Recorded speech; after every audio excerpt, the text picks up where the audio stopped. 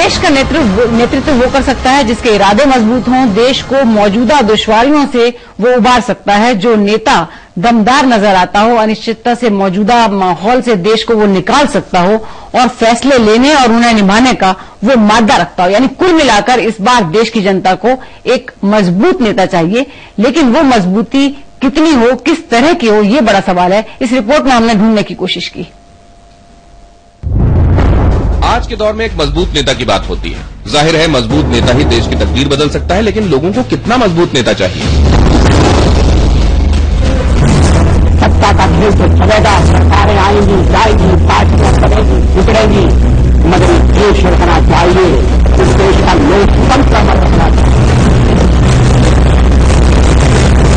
अटल बिहारी वाजपेयी जैसा या फिर इंदिरा गांधी जैसा?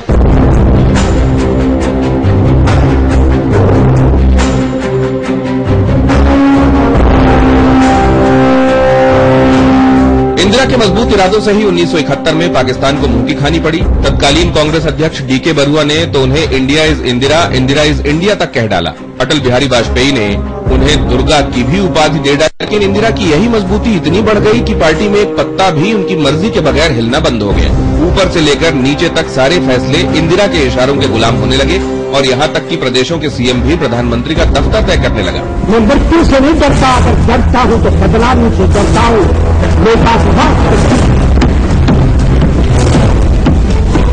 अटल बिहारी वाजपेयी ने भी 23 सहयोगियों के साथ गठबंधन की मजबूत सरकार चलाई। सबको साथ लूंगा पर तय मैं करूंगा की तर्ज पर वाजपेयी ने एनडीए की पहली और मजबूत इरादों वाली सरकार के मुखिया के तौर पर काम किया। पोखरण परीक्षण और करगिल विजय भी उन्हीं के अटल इरादों के नाम है। देश में विकास की रफ्तार को जारी रखने के लिए उन्होंने आरएसएस के स्वदेशी इरादों की परवाह भी नहीं की और मंदिर मुद्दे पर तो आरएसएस के एजेंडे को भी दरकिनार कर दिया।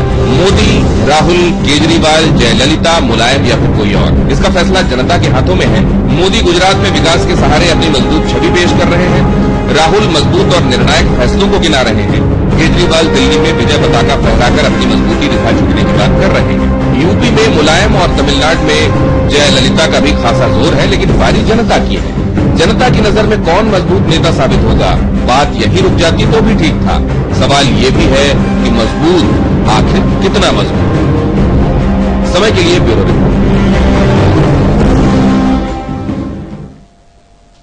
पूर्णिमा जी, वोटर के सामने ये धर्म संकट भी होता होगा क्या कि मजबूत तो चाहिए लेकिन वो मजबूती कितनी हो, कहीं ज्यादा ना हो जाए? क्या इस तरीके की कोई बात भी चलती होगी? बिल्कुल चलती होगी, बिल्कुल चलती होगी, क्योंकि ये जो आपने दिखाया इनमें से कोई ऐसा नेता शायद नहीं है जो मतदाता के उस पैमाने पे खरा उतरेगा। मतदाता डिसाइसिव चाहता है, लेकिन हिटलर या स्टालिन की मोल्ड का डिसाइसिव लीडरशिप नहीं चाहता है। मतदाता वो भी चाहता है जो ऑल इंक्लूसिव ग्रोथ की बात करे, जो सारे समाज के तबके के साथ चलने की बात करे। तो शायद वो एक इन सब का कॉम्बिनेशन ही होगा। ना वो इंदिरा गांधी की तरह मजबूत हो, ना वो अटल बिहारी वाजपेयी की तरह ही मजबूत हो। शायद एक कॉम्बिनेशन हमें चाहिए आज की डेट में। बद्री जी, डिसाइसिव लीडरशिप तो जरूर लेकिन चाहिए। जिस तरह का अनुभव जनता को रहा है, ठीक है, और उस तरह से हम क्या सोच सकते हैं कि अभी जो चीजें सामने हैं उसमें कैसे नेता को जनता को चॉइस दी जाए तो पसंद करे? वो जो बिल्कुल बोले ना और कहे कि मेरी खामोशी हजारों जवाबों से बेहतर है, या ऐसा जो हर बात पे कहता हो कि मैं हूं ना, या फिर ऐसा जो कहे कि सारे घर के बदल डालो तो सब सुखी हो जाओगे? किस तरह का चुनेंगे? देखिए, ये बड़ा अच्छा सवाल है और मेरी सहमति है पूर्णिमा जी से यहाँ पर, और जगह बहुत सारी सहमतियां। वो ये है कि यहाँ की जनता सर्वसमावेशी एक ऐसा नेतृत्व चाहती है जो डिलीवरी दे, यानी मजबूती से ज्यादा डिलीवरी शब्द इंपॉर्टेंट है। डिलीवरी भी हालांकि हम ही लोगों का खोजा हुआ शब्द है, लेकिन वो इंपॉर्टेंट है। लेकिन मजबूती का खतरा है, मजबूती कहीं फासिज्म की तरफ, क्योंकि मजबूती की जो चाह है ना, वो हमारे भीतर की फासिस्टिक चाह का परिणाम भी होता है। जो पूरा उन्माद है वो मजबूती, और वो उन्माद कहीं मोदी के फॉर्म में, कहीं इंदिरा गांधी के फॉर्म में, कहीं किसी के फॉर्म में आकर के हमारे जनतंत्र को तहस नहस कर सकते हैं। राजू साहब, ये जब डिबेट होती है, हालांकि पॉलिटिकल डिबेट है और पता नहीं आप इसमें लेकिन ये अगर मजबूत नहीं है नेता तो उसके साथ लोग अलाइन नहीं होते, उसके साथ खड़े नहीं होते। लेकिन अगर वही एक लिमिट से ज्यादा हो जाए तो फिर वो अधिनायकवाद कहा जाने लगता है। अब ये जो फाइन लाइन ऑफ डिमार्केशन है, ये पहचानना मतदाता के लिए कितना मुश्किल काम है? देखिए, हम सुना करते थे, काफी नेता हमें बताते थे कि वोटर इतना अनग्रेटफुल है कि मैंने इस कॉन्स्टिट्यूंसी में इतना किया, उन्होंने मुझे हरा दिया। तो एक वो चीज भी आप देखेंगे बदली है कि अब वो परफॉर्मेंस को वोटर रिवॉर्ड करने लगा है। पहले जिन जिन स्टेट्स में 5 साल एक की सरकार, 5 साल दूसरी सरकार का आना था, वो भी चेंज होने शुरू हो गया कि अगर किसी सरकार ने अच्छा परफॉर्मेंस किया, वोटर ने उसको रिपीट किया। ये बड़ी एक अच्छी डेवलपमेंट है।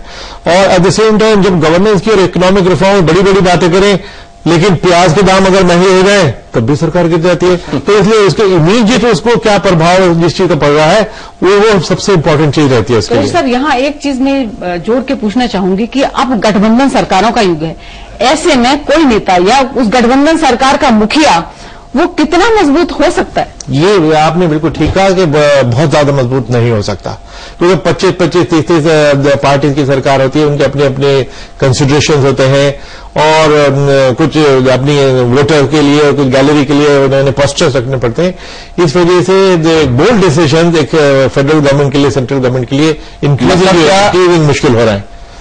ठीक है, ये आपके कहने का मतलब क्या ऐसा समझा जाए कि अगर आप गठबंधन सरकार चला रहे हैं तो आप निर्णायक डिसाइसिव लीडरशिप नहीं दे सकते? वो कॉम्प्रोमाइज जरूर होती है, क्योंकि इस हद तक बोल्ड डिसीजन जो एक सिंगल लीडर की सरकार है, सिंगल पार्टी की सरकार है, वो संभव हो ही नहीं सकती। देखिए, स्ट्रांग हम किसको कह रहे हैं, मेरे लिए समझना मुश्किल है। मुझे लगता है जनता लीडरशिप चाहती है। स्ट्रांग शायद वो वर्ड फिट नहीं होता उसमें। और लीडरशिप से तात्पर्य है ऐसा लीडर जो निर्णय ले सके, जैसे पॉलिसी पैरालिसिस का माहौल है, ये माहौल ना हो। साथ में लीडर ऐसा हो जो देश हित में काम करे, जनता के हित में काम करे। मुझे लगता है यही लीडरशिप है और यही बना के सरकार चलाए। इसमें वाजपेयी छोड़िए, आप नरसिम्हा राव पोखरण भी कर देते हैं। नरसिम्हा राव देख लीजिए, हिंदुस्तान में सबसे अच्छी गवर्नेंस मुझे जो लगती है वो नरसिम्हा राव का पीरियड है। नरसिम्हा राव का पीरियड माइनॉरिटी गवर्नमेंट है, उसने इकोनॉमिक रिफॉर्म्स इंट्रोड्यूस कर दी। उसने पंजाब जैसा स्टेट जो लगता था देश के बाहर चला जाएगा, उसको कंट्रोल करके रखा। हमने शायद वो क्रेडिट नहीं दिया, तो माइनॉरिटी लेकिन उसके लिए फिर वैसा लीडर चाहिए। एक बड़ी बात इसमें डालना चाहता हूं कि आप ये अगेन ये मिक्सअप कर रहा है कि वोटर क्या चाहता है। आप ये भूल गए कि वोटर जब वोट दे चुका तो 5 साल के लिए वोटर को भूल जाइए, फिर एमपी डिसाइड कर रहे हैं कि क्या होना चाहिए। वो 5 एमपी क्या लेने चाहते हैं, इसलिए वोटर खत्म हो गई। ब्लैक मेलिंग तो जनता नहीं कर रही, वो 5 एमपी। तब राजनीति निगोशिएशन, कॉम्प्रोमाइज, कॉन्सिलेशन का नाम होता है। ये बात सही है, फ्रैक्चर्ड मैंडेट देश हित में नहीं है। नहीं, हमें एक डिसाइसिव लीडरशिप तो जरूर चाहिए, लेकिन इंक्लूसिव भी हो, जो हर किसी को साथ लेके सेंसिटिव हो, सेंसिबल हो और ऑल इंक्लूसिव। यहाँ ये बात जो अटल जी और इंदिरा जी का कॉम्बिनेशन टाइप का कुछ अगर हमारे सामने आएगा तो शायद वो आइडियल हो। कुरैशी साहब, ये जो बात तमाम लोगों ने कही कि देखिए ठीक है ये, लेकिन हमारे गढ़े हुए शब्द हैं कि फ्रैक्चर्ड मैंडेट देश हित में है या नहीं। लोग जब वोट करने जाते हैं उनके दिमाग में ये स्थायित्व, ये मजबूती, ये सब शायद उतनी नहीं। क्या आपको ऐसा लगता है या आप वोटर्स ये समझने लगे हैं कि किस तरह का मैंडेट असल में देश हित में होगा? नहीं, मुझे नहीं लगता कि ये वोटर इस तरीके से सोच रहा है, बल्कि फ्रैक्चर्ड मैंडेट तो बढ़ता ही जाने का संभावना है।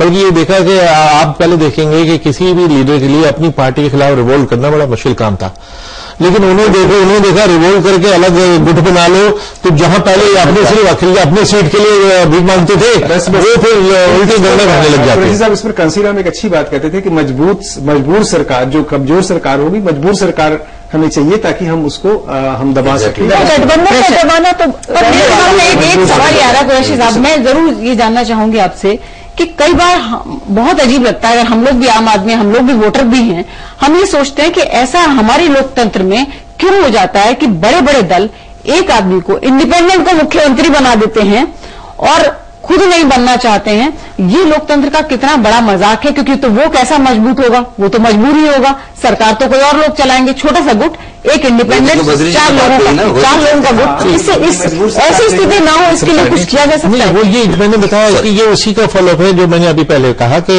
एक दफा जब एमपी चुने गए तो जनता को तो आप 5 साल के लिए भूल जाइए, तो इनका जोड़ तोड़ है।